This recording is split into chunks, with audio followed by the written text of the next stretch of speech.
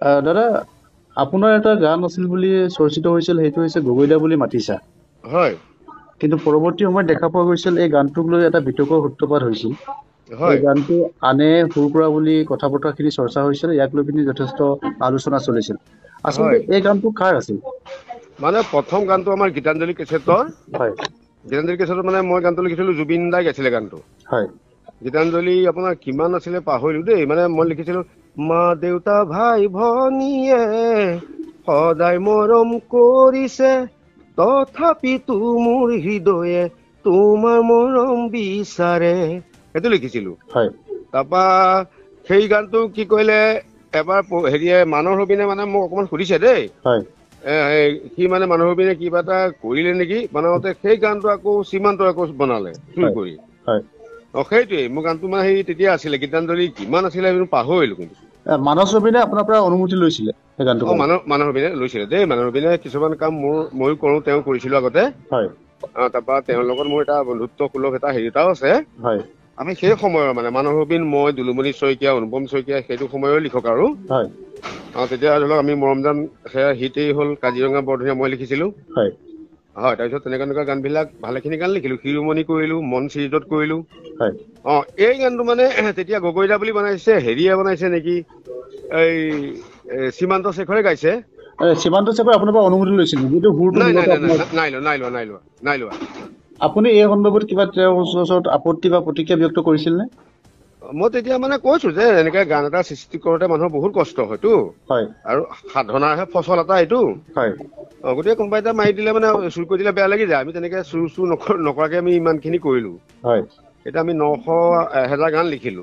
হয় তাৰপৰা এতিয়া ধৰি লওক সেই তেনেকুৱা কৰোঁতে মানে আমি প্ৰতিক্ৰিয়া সেইটোৱে কৈছিলো, আৰু আমি বেছিকে বেয়াকৈতো ক'ব নোৱাৰো, একে হয় লাইনৰ মানুহ। হয় কিন্তু আপুনি ক'ব পাৰে যে এই চুৰ চাপাচি বিলাক কৰিব নালাগে। এতিয়া শদিয়াৰ বোলে কি শদিয়াৰ গানো হেৰি চুৰ হৈছে, হয় আপোনাৰ ৰাজীৱ শদিয়াৰ। হয় সেই চুৰ কৰিব নালাগে, কাৰোবাৰ পৰা পাৰ্মিশ্যন লৈ পেলাই কপি ৰাইটটো ল'ব লাগে। এতিয়া মোৰ কাজিৰঙা গানটো আপোনালোকৰ আশীৰ্বাদত মেগা হিট। হয় এতিয়া কাজিৰঙা গানটো কোনোবা এজনী গাওঁ বুলি কয়, আমি অনুপম শইকীয়া বা মই আমি পাৰ্মিশ্যনটো দিব পাৰিম নহয় বাৰু। হয় কিন্তু চুৰ কৰি দিব নালাগে মানে। আৰু দেখা পোৱা গৈছে যে ইউটিউবত যেতিয়া গানটো আছে, গগৈদা বুলি মাতিছে, মানস ৰবিনৰ যিটো গান, সেই গানটোৰ হয় ক্ষেত্ৰত দেখা পোৱা গৈছে গানটো কোনে গাইছে, তাক লিখিছে, গানটো সুৰ কাৰ, কথা কাৰ, এই কথাখিনি লিখিছে। তাত অ মানস ৰবিনে স্পষ্টভাৱে উল্লেখ কৰিছে যে আপোনাৰ সুৰ গানটো। কিন্তু মোৰ হয়, কিন্তু যিটো গান পৰৱৰ্তী সময়ত সীমান্ত শেখৰে গালে, হয় তাৰ ইউটিউবত যিটো আপলোড কৰা আছে, তাত হয় কিন্তু আপোনাৰ নাম গোন্ধ একো নাই। তাত নাই নাই যিটো হয় সীমান্ত শেখৰে সেইটো নকৰে মানে। হয় এই ন্যূনতম মানে সন্মানকণ দিব পৰাও তেওঁৰ কেপাচিটি নাই। আৰু মানে যিকণ হয় হয় কওক। ন্যূনতম যিকণ মানে সন্মান এটা দিয়ে যে, লিগ চাইটাৰটো বা আপোনাৰ সদায় বাহিৰত থাকেতো। হয় কেমেৰা আমি পঞ্চায়ততহে থাকো, লিগ চাইটাৰ বিলাক। হয় গতিকে আমাক কথা এটা লিখি দিলে, এতিয়া অনুপম শইকীয়াই চব কৈ দিছে। এতিয়া মই ঢুলতি বজাব ঢুলীয়া গানটো ওলাইছে, হয় তেওঁ লিষ্টত মোৰ নাম দি দিছে। হয় সেইটো পৰা এটা আনন্দ পাওঁ মানে। দেখা পোৱা গৈছে যে বহু সময়ত অসমীয়া যিসকল গায়কে গান গায়, তেওঁলোকক ক্ৰেডিটটো, আৰু যিসকলে সুৰ কৰে, মূলতঃ সুৰটো এটা ডাঙৰ কথা, হয় এই সুৰ কৰাসকলক সদায় উপেক্ষিত কৰা যায়।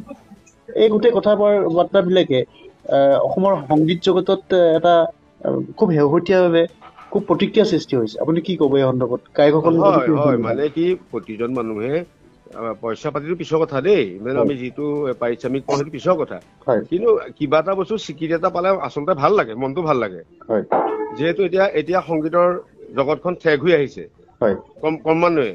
হয় এতিয়া ওৱান মেন শ্ব' হৈছে, এটা মানুহে গান এটা বনাই পেলাই ধৰক ভিডিঅ' কৰি পেলাই মাৰো খাব পাৰে, চলিবও পাৰে। কিন্তু তাত যদি লিড ৰাইটাৰটো বা কম্পজাৰটোৰ নামটো থাকে, তেতিয়া মানে সঁচাকৈয়ে ভাল লাগে।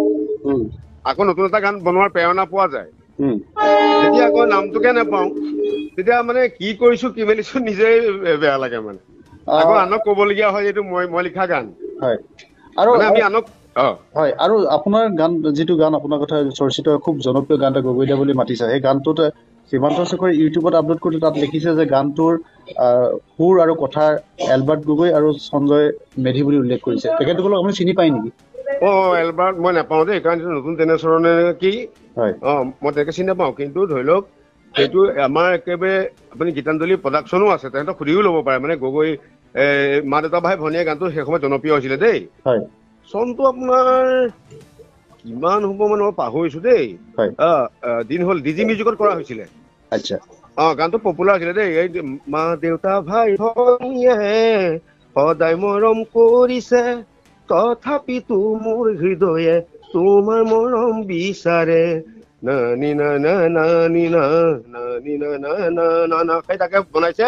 গগৈদা বুলি মাতিছো, হয়তো বনাই দিছে।